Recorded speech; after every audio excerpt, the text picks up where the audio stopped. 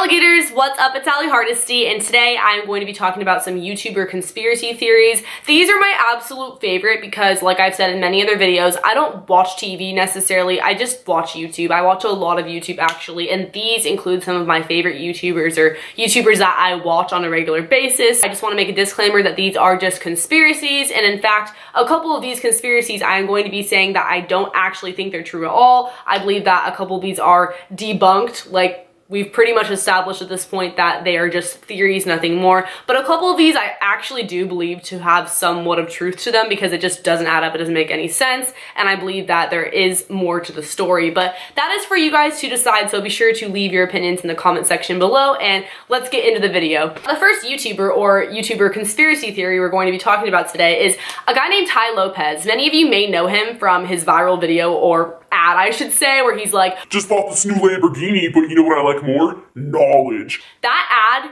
went everywhere. It blew up. There are so many parodies out there making fun of it. So many of you guys probably know him from that. But other than that, he's famous for being an entrepreneur, millionaire, success. He's pretty young. I think he's like in his early 30s. I actually know him in real life, so that may or may not be a story time one day. But back to the point, he blew up. A big reason for that being his ads. And the reason why his ads blew up so much, other than the fact that they're super cringy and like easy to make fun of, no hate to him at all, I just like, you have to admit they're hilarious, and he knows that and he markets off of it, is the fact that he bought $16 million worth of views in ad space, which means you are paying to have your ads on people's videos. That is where the conspiracy comes into play. Who in their right mind buys that much worth of ads? So he did that, which obviously attracted him a lot of subscribers, but the question is, what was his real motive for doing so? A lot of people say that that's because his 67-step program is a scam and he wanted to get more credibility by giving his channel more views, especially with that ad on his channel. Again, I'm not saying that he did anything wrong by buying this much ad space, I'm just saying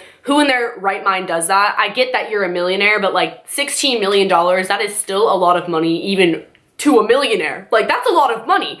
So I don't know, let me know what you guys think in the comment section below. We're going to move on to our second YouTube conspiracy theory. This is one that everyone's probably heard of by now.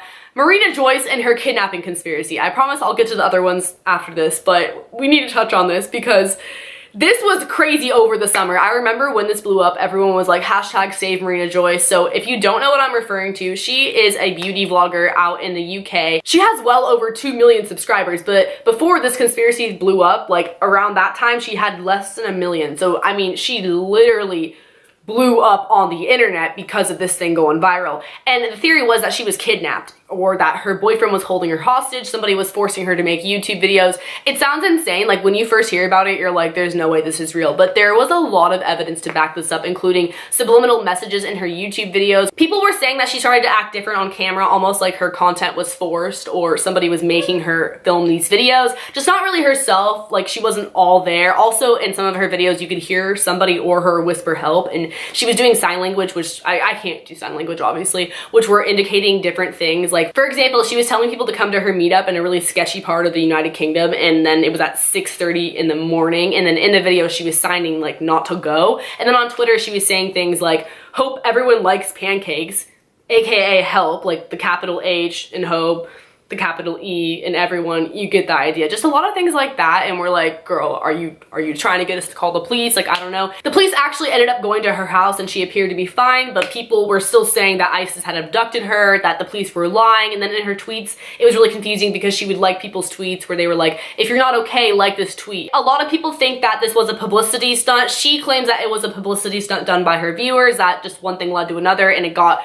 really blown out of proportion. Anna Campbell, my girl, she came out with a video, which is now on private, but I'm pretty sure she's gonna public it again soon, where she talks about how Marina Joyce may or may not be schizophrenic. I have no idea, not making any claims, but it made a lot of sense. If you guys did watch that video, it got a couple million views, so yeah, maybe that's the case. I don't really know. I don't think she's kidnapped because at this point, like, she seems to be okay. She keeps putting up videos. But we're gonna move on to our third conspiracy theory, which is about Tana Mongeau, and I actually met her and I talked about this with her, and she was saying how it's like one of the most searched things involving her name on Google, which is her lying about her age, her actually not being 18, her being 21, 23, whatever. I've heard about this for a while. I think by now it's sort of died down because she actually had to tweet her ID picture with her information blurred out, of course, so people would believe her that she wasn't lying about her age. And obviously you're thinking like, what would she gain out of lying about her age? Like, why does it matter if she's 18 or 21? I don't really know, but the fact is, people say that if you have a younger audience, they're more active, like they're more likely to support you. You can relate better with like a younger audience if you are younger. Like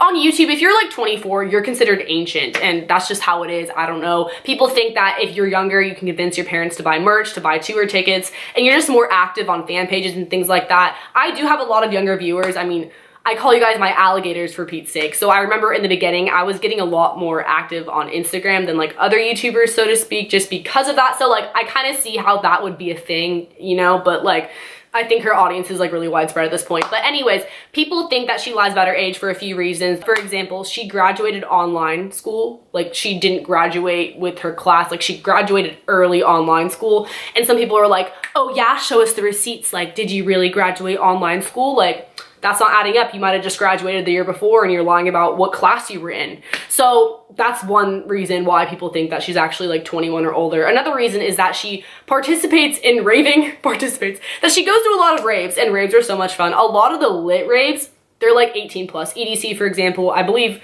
Coachella might be, maybe not, but either way, she's been to 18 plus raves, like she has been, and she turned 18 over the summer, and she was doing that like long before she turned 18. She claims that it's because she has connections, which I'm sure she does, and on top of that, I mean, everyone has fake IDs, like let's be real. I have been to raves. It's so easy to get in if you're not 18. Like, that's just how it is. I didn't go to raves until I was 18, but still. Another reason why people say that she's lying about her age is the fact that she said she's been working since she was 14.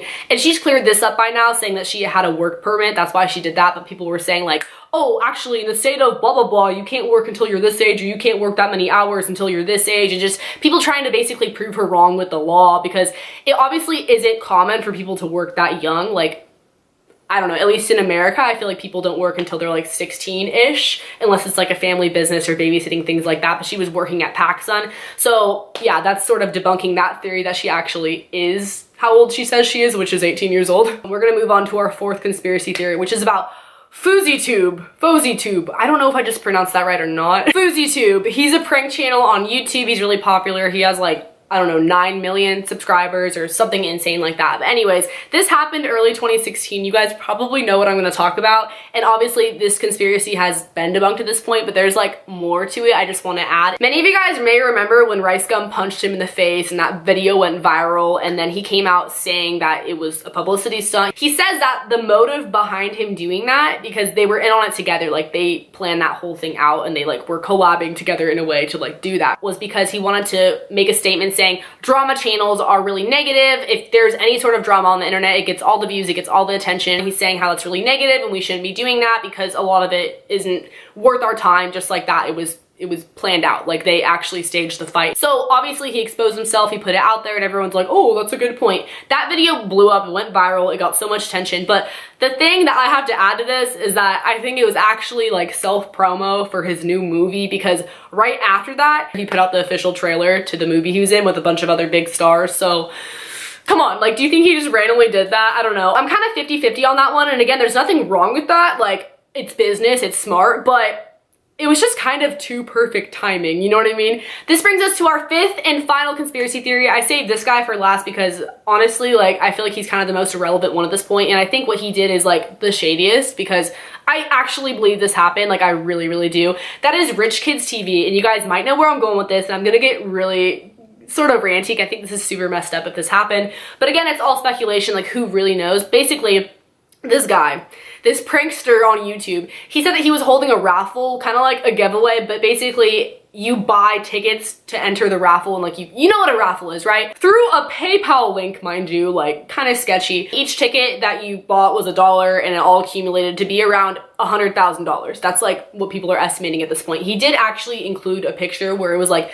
$62,000 or $63,000 at that point, and then the raffle went on for like another 11 days, and he was trying to reach $100,000, which he most likely did. After announcing the raffle, he later came out with a video saying that legally he had to give 10% to charity. So he was like, all right guys, we're gonna give 10% to charity, and then the 90% goes to the winner of the raffle. And he was saying that it was for like a Live Your Dream Foundation. He was really like about the charity. He didn't go into too much detail, so like who really knows, right? Then he came out with another video saying that he was going to give 90% to charity and 10% to the winner of the raffle, which was never really publicly announced, by the way. Like, who actually won that money? I couldn't tell you. But then in that video, he refers to it as my Live Your Dream Foundation. Like, kind of switched it up there because it was going to him. Like, it was going to him. Again, this is all allegedly. I honestly don't know. I just really find this one to be really ironic how it adds up. So he switched the percentage from 10% to 90%. Then there was no known winner. And just to top it all off,